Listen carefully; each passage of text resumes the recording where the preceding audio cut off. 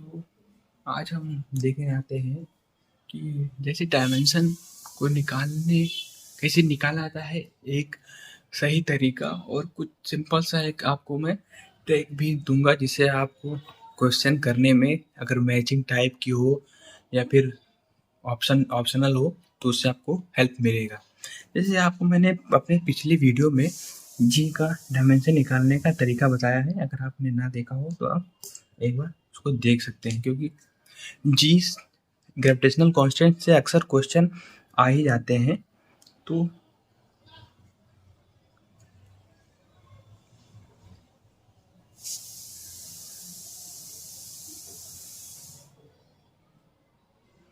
अब ये होता है आपका जी का ग्रेविटेशनल कांस्टेंट का डायमेंशन फार्मूला। इसको मैंने अपने फिर पुराने वीडियो में बताया है, जिससे आप इसको याद कर सकते हैं कैसे।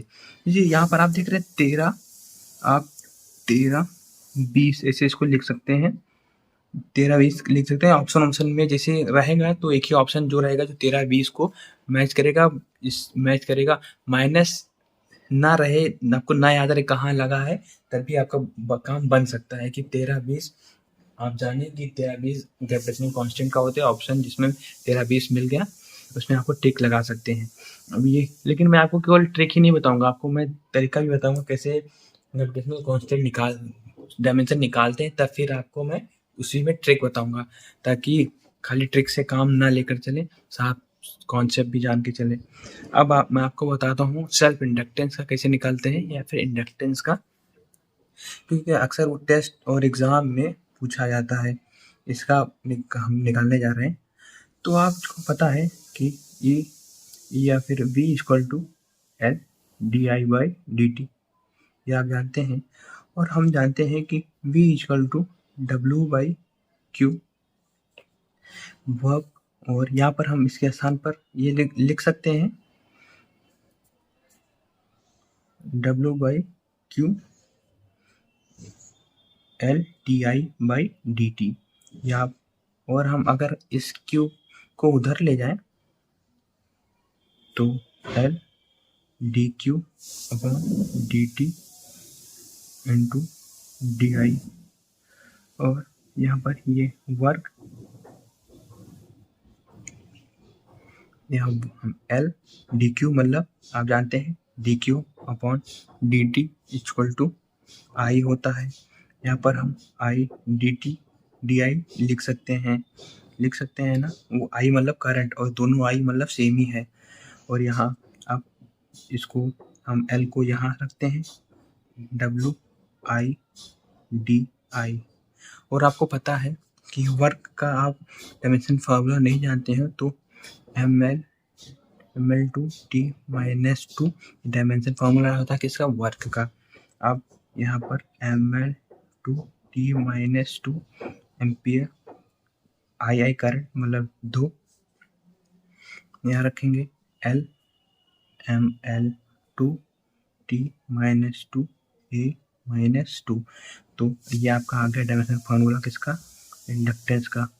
अब जैसे कि आपने इसको मैं आपको जो मेरा ट्रिक जो है वो है, जैसे कि यहाँ पर 1 लिखा है ना, तो आप इसको याद कर लीजिए 12 22।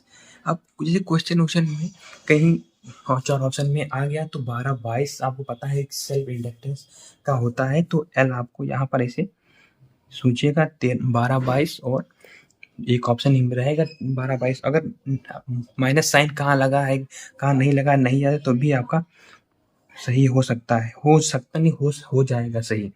ये तो होगा, आपको मैंने ट्रिक बताया 12 22 ट्रिक, इसको 5-6 बार बोलेंगे हो जाएगा, या फिर पेज पे चिपका के याद हो जाएगा। अब हम आते हैं दूसरे पे। अब जैसे कि ये तो एल अक्सर एग्जाम या टेस्ट उसमें पूछा जाता है। इसी तरह आते हैं हम रेजिस्टेंस पे, कि रेजिस्टेंस का कैसे निकाल, कोई रेजिस्टेंस हुआ इसका अक्सर एग्जाम में पूछा जाता है।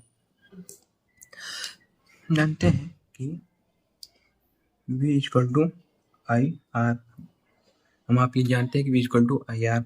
तो हमें रेजिस्टेंस चाहिए तो V बाई आई, हम बता चुके हैं आपको ऊपर कि V equal to W by Q.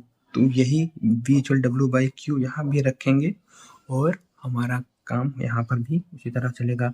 यहाँ पर V इक्वल टू W/Q है, तो W/Q into I, resistance W मतलब वर्क, और ये हम जानते हैं Q इक्वल टू IT होता है। यहाँ पर वर्क का आपको मैंने बताया ही, ऊपर की वर्क का जो डायमेंशन फार्मूला होता है ML2T-2 होता है वर्क का, वही वर्क का यहाँ पर हम डायमेंशन रख देंगे। तो ML2T-2 और Q इक्वल टू IT होता है, तो IT और एम्पियर RA। अब इसको सॉल्व करें, ML2 L2 और ये T ऊपर गया, T-3 A-2, तो रेजिस्टेंस का आपका आया, रेजिस्टेंस का जो आपका डायमेंशन आया वो आया ML2 T-3 A-2, ये आपका रेजिस्टेंस का डायमेंशन आ गया। जैसे इसका भी सिंपल से वही ट्रिक है कि आप यार 12-32